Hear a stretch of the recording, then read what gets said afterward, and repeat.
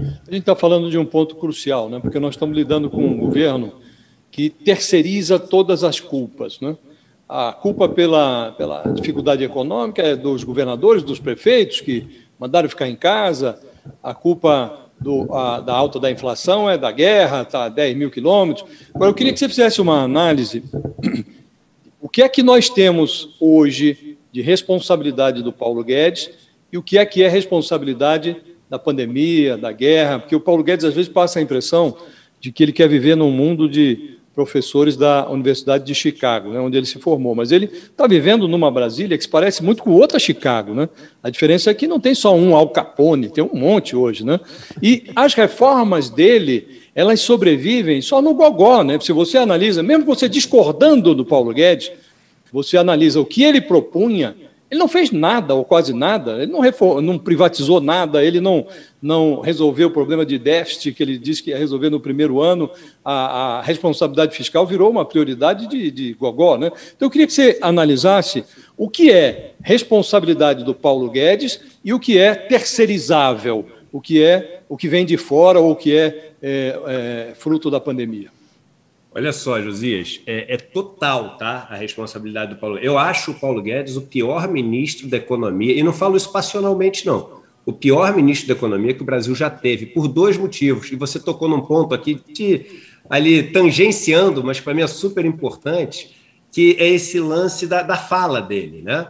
Porque o Paulo Guedes, além de ter feito um mandato, e já vou falar sobre isso, muito ruim, ele não foi capaz de entender o sofrimento pelo qual o país estava passando.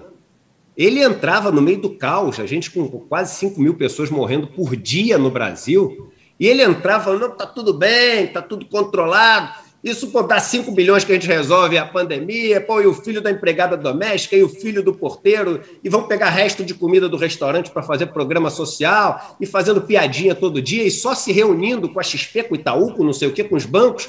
Eu falava, caramba, onde é que está a humanidade desse cara?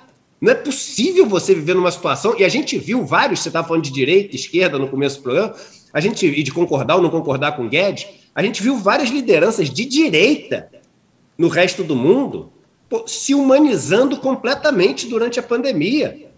E falando o seguinte, olha só...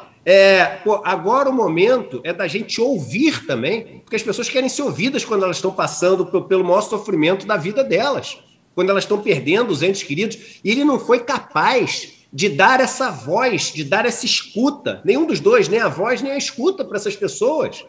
Então, eu acho que isso é o detalhe de crueldade, né, que torna ele o pior de todos. Agora, as medidas que ele tomou desde o começo não foram capazes de reaquecer as nossas de fazer sobreviver as nossas micro e pequenas empresas, né? Vamos lembrar que o Pronamp, aquele programa de ajuda, além de demorar para sair, quando você vai conversar com os micro e pequenos empresários, eles chegavam nos bancos, os bancos diziam que não tinham. E os bancos diziam o seguinte, olha só, eu só te dou crédito se você comprar o seguro garantia junto, que é proibido, era proibido pela lei. O banco chegava e falava, não, eu te empresto, mas nessa outra taxa aqui tinha teto. Você sabe, Josias e Leonardo, que eu liguei para alguns senadores, deputados, amigos meus, falei, vamos passar uma lei que é o seguinte, o banco é obrigado a colocar na entrada da agência um banner daqueles que você imprime, né, custa R$200 para imprimir, só dizendo o seguinte, aqui tem Pronamp, é proibido emprestar a uma taxa acima de tanto, é proibido vender seguro garantia casado, é proibido negar não sei o quê, e o crédito é para tais grupos, etc., tais empresas. Eles falam, é óbvio, isso é maravilhoso, custa R$200 para o banco fazer isso e vai ajudar todo mundo, eles não vão mais, enfim, ser negados, o banco não vai tentar se dar bem ali. Não conseguiram passar.